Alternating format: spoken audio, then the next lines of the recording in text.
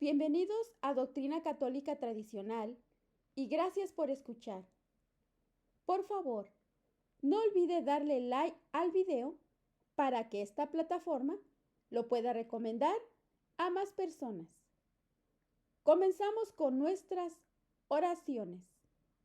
Pater noster, qui es in celis, sanctificetur nomen tuum, adveniat regnum tuum, fiat voluntas tua, sicut in cielo et in terra. Panem nostrum quotidianum da nobis hodie, et dimiti nobis debita nostra, sicut et nos dimittimus debitoribus nostris, et ne nos inducas in tentationem, sed libera-nos a malo. Amén.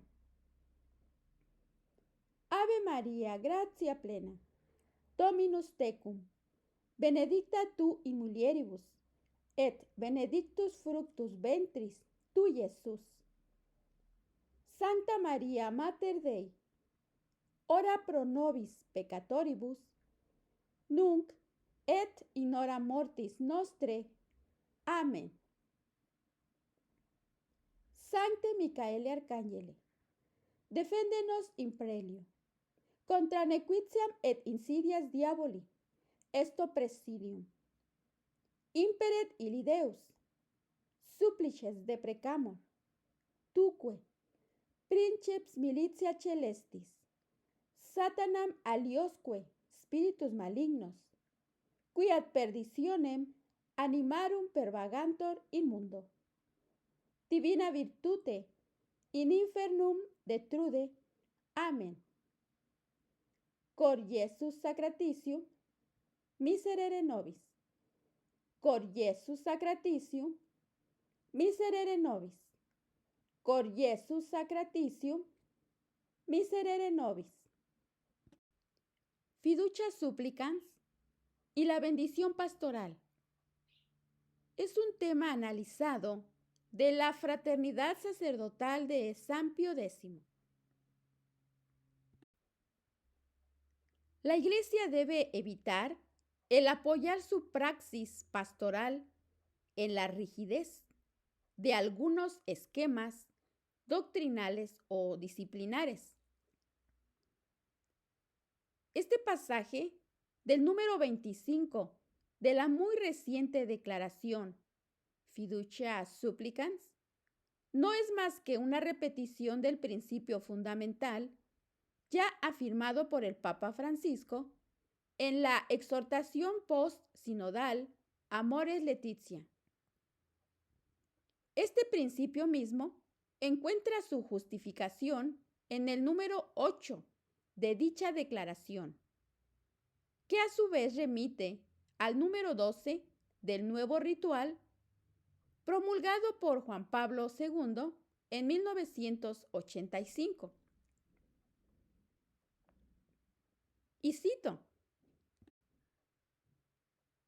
las bendiciones, dice, pueden considerarse uno de los sacramentales más difundidos y en constante evolución. Nos llevan a comprender la presencia de Dios en todos los acontecimientos de la vida y nos recuerdan que, incluso en el uso de las cosas creadas, el ser humano está invitado a buscar a Dios, a amarlo y a servirle fielmente. Las bendiciones están, entre comillas, en constante evolución. ¿Por qué? Porque su objetivo, entre comillas, es hacer comprender y recordar. Hacer comprender y recordar. Las bendiciones no serían entonces más que un lenguaje, puros signos que operan únicamente una toma de conciencia. Si efectivamente es así, es lógico que se adapten, como todo lenguaje, a la mentalidad de aquellos a quienes van dirigidas, porque lo esencial en toda pastoral es hacerse entender. De ahí sigue todo lo demás.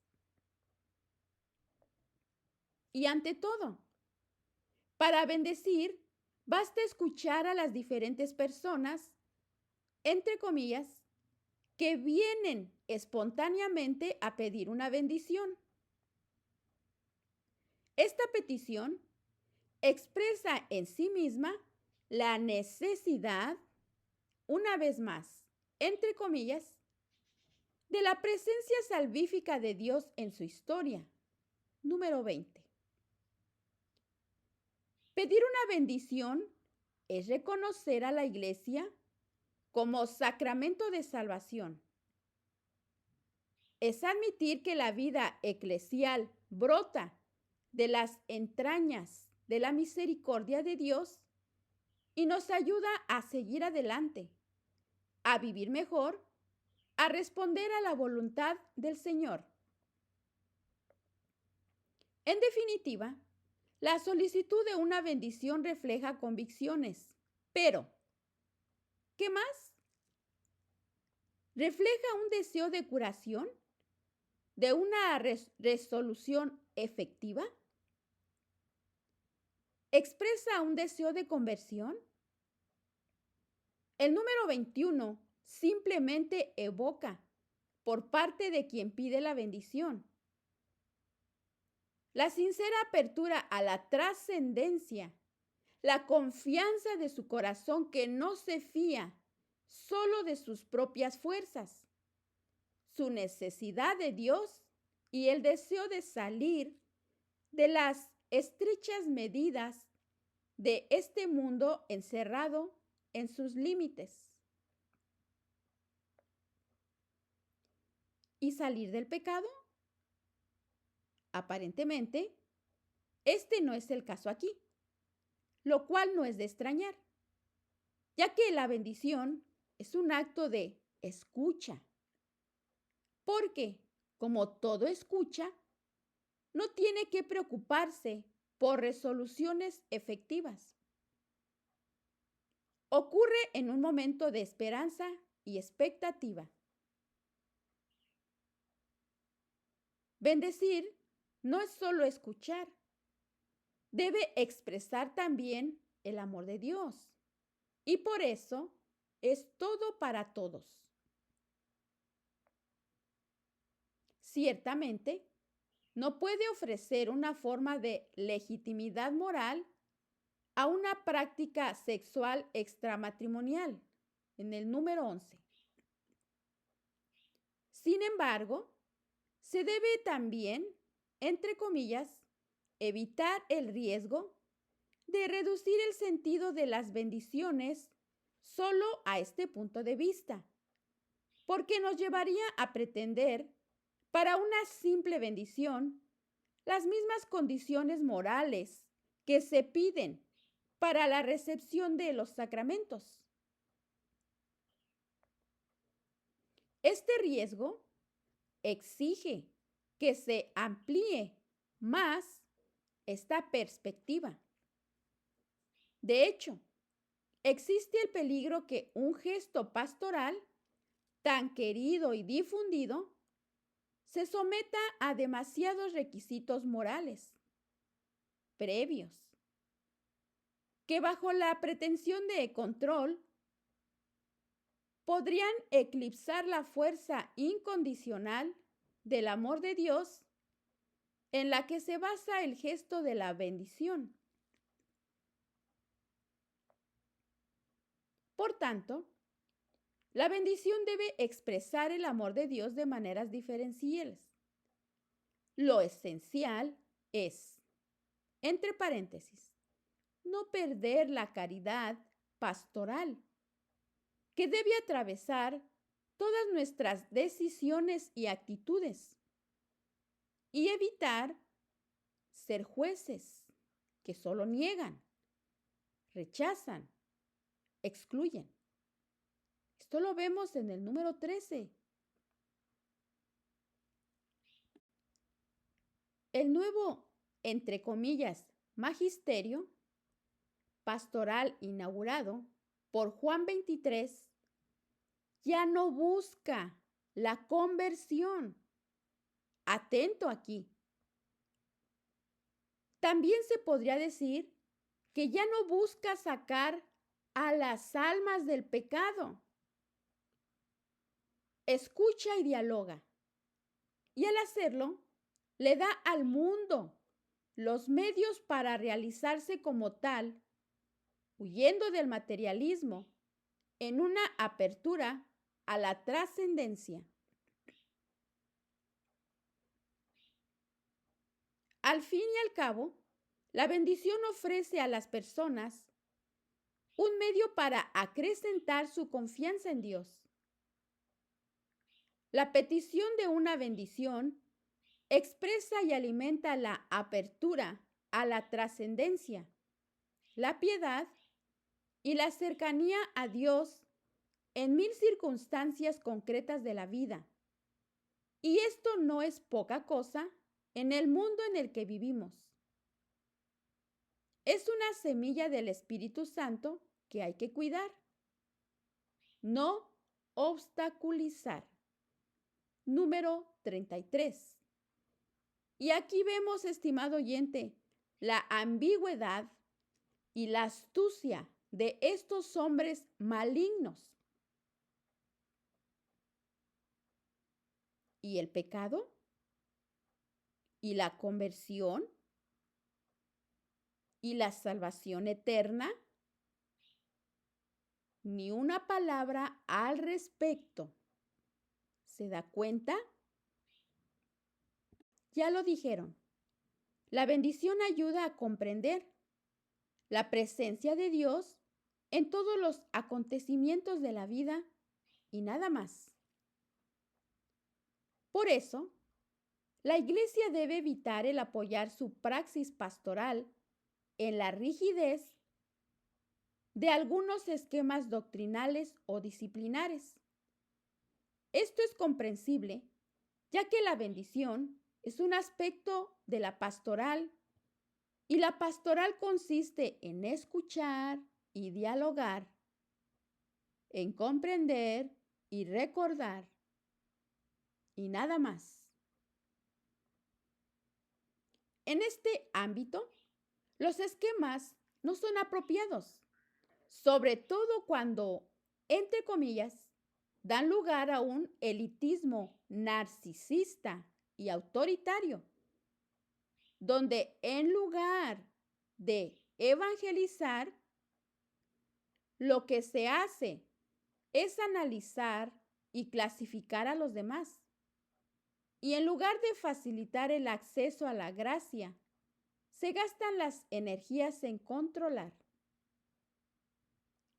Esto es cita del Papa Francisco en el número 25. Por lo tanto, cuando las personas invocan una bendición, no se debería someter a un análisis moral exhaustivo como condición previa para poder conferir. No se les debe pedir una perfección moral previa. Número 25. Porque no se trata de una conversión, sino de diálogo y escucha. El principio básico de esta escucha, que es también el principio básico de la nueva evangelización, es que, entre paréntesis, somos más importantes para Dios que todos los pecados que nosotros podamos hacer, porque Él es Padre, es Madre, es amor puro. Él nos ha bendecido para siempre y no dejará nunca de bendecirnos. Número 27. Si nos atenemos a este principio, una pregunta para usted. ¿Existe el infierno? Y si existe, ¿no estaría bastante vacío. Este principio tiene como objetivo hacer sentir a esas personas que permanecen bendecidas, no obstante a sus graves errores, que el Padre Celestial sigue queriendo su bien y esperando que se abran finalmente al bien. Abrirse al bien. ¿En qué sentido?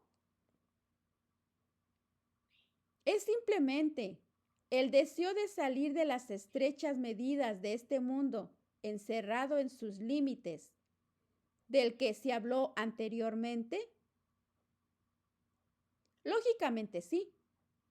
Y es por eso que la conclusión tan esperada parece inevitable. Las parejas del mismo sexo también tienen derecho a recibir la bendición de la Iglesia. Esta conclusión está plasmada, como era de esperar, en el número 31 de la Declaración. Y cito, en el horizonte aquí delineado se coloca la posibilidad de bendiciones de parejas en situaciones irregulares, que no es otra cosa que pecado, y de parejas del mismo sexo. Por supuesto, se precisa que esta bendición se realizará en una forma que no debe encontrar, entre comillas, ninguna fijación ritual por parte de las autoridades eclesiásticas, para no producir confusión con la bendición propia del sacramento del matrimonio. Y el número 30 se suma a esta precaución que pretende ser tranquilizadora. Nos preguntamos también, ¿tranquilizadora para quién? Para evitar cualquier forma de confusión o de escándalo, cuando la oración de bendición la solicite una pareja en situación irregular, aunque se confiera al margen de los ritos previstos por los libros litúrgicos, esta bendición nunca se realizará al mismo tiempo que los ritos civiles de unión, ni tampoco en conexión con ellos, ni siquiera con las vestimentas, gestos o palabras propias de un matrimonio. Esto mismo se aplica cuando la bendición es solicitada por una pareja del mismo sexo. Pero el número 40 se apresura a reabrir las puertas cerradas por el número anterior. Y cito, tal bendición puede encontrar su lugar en otros contextos, como la visita a un santuario, Lisieux, el encuentro con un sacerdote, puede ser al término de la misa, una oración recitada en un grupo durante el rezo de vísperas o el rosario, o durante una peregrinación a Lourdes o Fátima. De hecho, mediante estas bendiciones, que se imparten no a través de las formas rituales propias de la liturgia, sino como expresión del corazón materno de la Iglesia, análogas a las que emanan del fondo de las entrañas de la piedad popular, no se pretende legitimar nada, sino solo abrir la propia vida a Dios, pedir su ayuda para vivir mejor e invocar también al Espíritu Santo para que se vivan con mayor fidelidad los valores del Evangelio. Pero, estimado oyente, dicen que no pretenden legitimar nada, sino solo abrir la propia vida de Dios. y pedir su ayuda para vivir mejor. Pero si se está en pecado mortal, ¿cómo Dios va a aprobar, va a bendecir dichas uniones? Dios ama al pecador, ama a estas personas de la bandera multicolor, ama al pecador. Lo que detesta es el pecado, la acción. Y en este caso, personas que están en pecados mortales, no puede Dios bendecir el pecado. Y esta es la gran confusión y la ambigüedad a la que estamos ahorita oyendo y que se nos está imponiendo. Es por esta razón que debemos orar, rezar, suplicar a Dios compasión y que la Santísima Virgen, por sus ruegos, nos conceda la gracia de la conversión, especialmente a estas personas de la bandera multicolor y más. Entonces, las formas rituales propias de la liturgia ¿no son expresión del corazón materno de la Iglesia? Parece que no, ya que el número 36 de dicho documento precisa que querer hacer de estas bendiciones un acto litúrgico constituiría un grave empobrecimiento, porque sometería un gesto de gran valor. Es por esta razón que debemos pedir perdón a Dios por nuestros pecados y por los pecados de aquellos que no le piden perdón.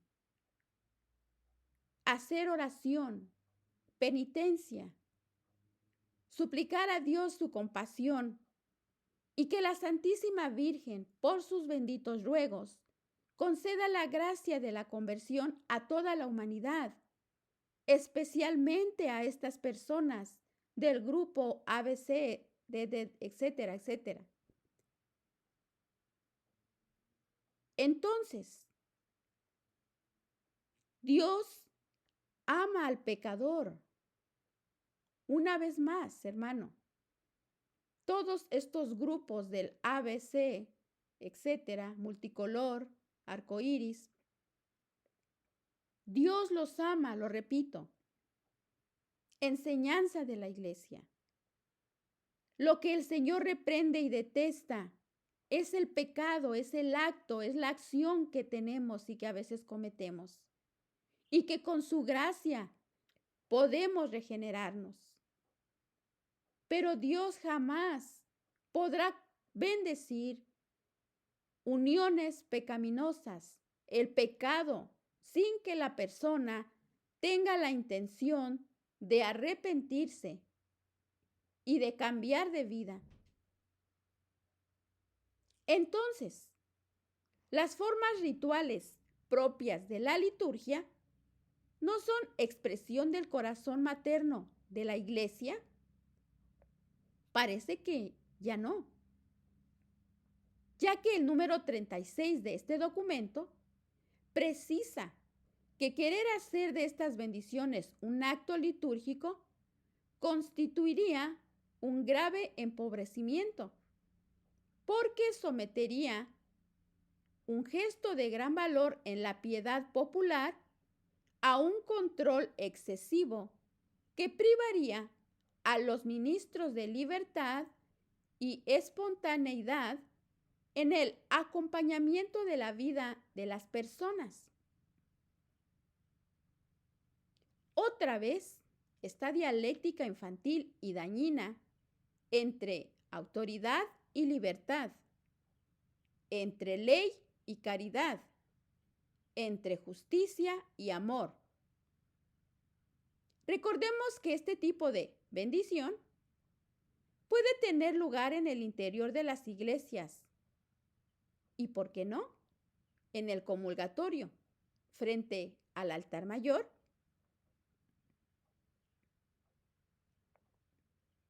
Estas bendiciones descenderán entre comillas, sobre aquellos que, reconociéndose desamparados, no pecadores, desamparados y necesitados de la ayuda de Dios, aquí está la trampa, no pretenden la legitimidad de su propio estatus, sino que ruegan que todo lo que hay de verdadero, bueno y humanamente válido en sus vidas y relaciones sea investido, santificado y elevado por la presencia del Espíritu Santo. Número 31. Esto es grave, estimado oyente.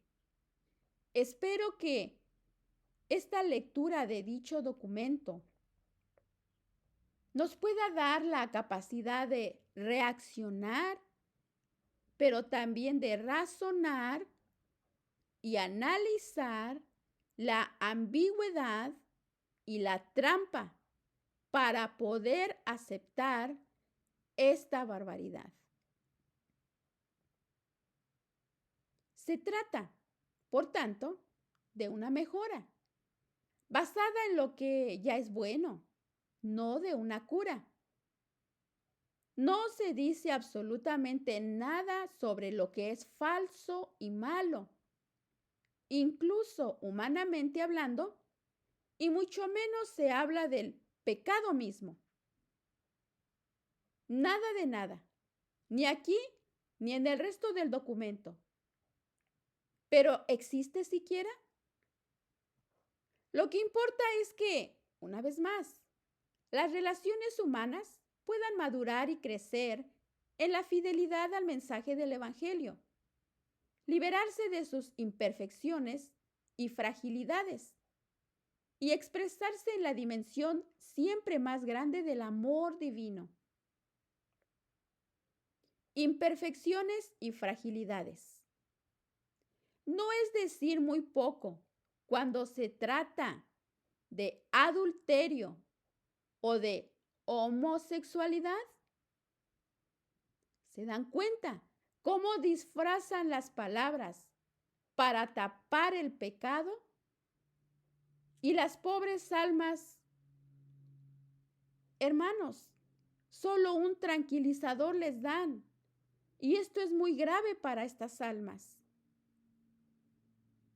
Es cierto que la gracia de Dios, de hecho, actúa en la vida de aquellos que no se consideran justos, sino que se reconocen humildemente pecadores como todos. Es capaz de dirigirlo todo según los designios misteriosos e imprevisibles de Dios. Designios misteriosos e imprevisibles, sí, los que corresponden a lo que los teólogos designan como la voluntad divina de beneplácito.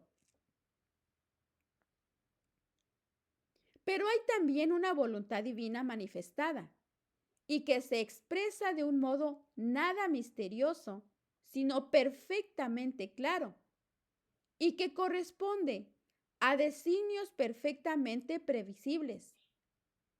La voluntad de Dios, tal como se expresa a través de los 10 mandamientos y la ley de la Iglesia. Antes de bendecir en todas direcciones, pregunto, ¿no sería apropiado recordar estos requisitos y exhortar a su cumplimiento con toda la persuasión posible?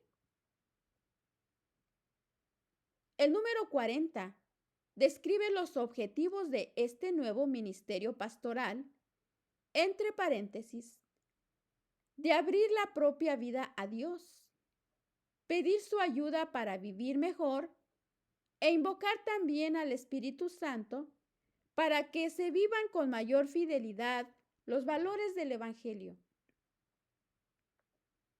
La inconsistencia de tales expresiones es demasiado vaga para no resultar dilatoria.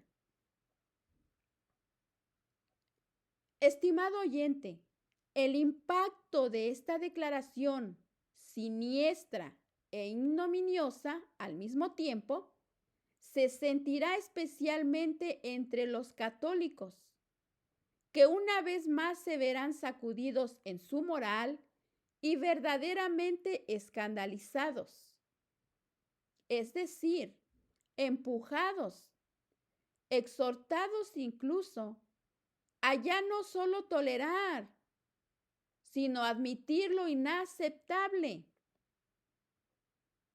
El resultado más tangible en el futuro inmediato de la Iglesia se ve en las portadas de todos los periódicos que titulan que el Vaticano autoriza finalmente por primera vez la bendición de las parejas homosexuales. Esta declaración es, por tanto, verdaderamente escandalosa, y el escándalo que fomenta es grande, es grave. ¿Dónde está, entonces, la mola asinaria? Es decir, la piedra del molino del Evangelio. Pero como la bondad de Dios sigue siendo grande para la nueva iglesia, será sin duda necesario abrir más espacios en las iglesias de la tradición para acoger, como en el establo de Belén, a todos los pobres católicos cada vez más decepcionados en su confianza.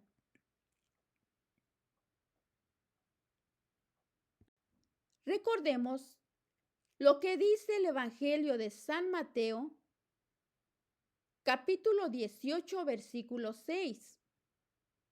Mas quien escandalizare a uno de estos parvulillos que creen en mí, mejor les sería que lo colgasen del cuello y del cuello a una de esas piedras de molino que mueve un asno, y así fuese sumergido en lo profundo del mar. Palabras de nuestro Señor Jesucristo.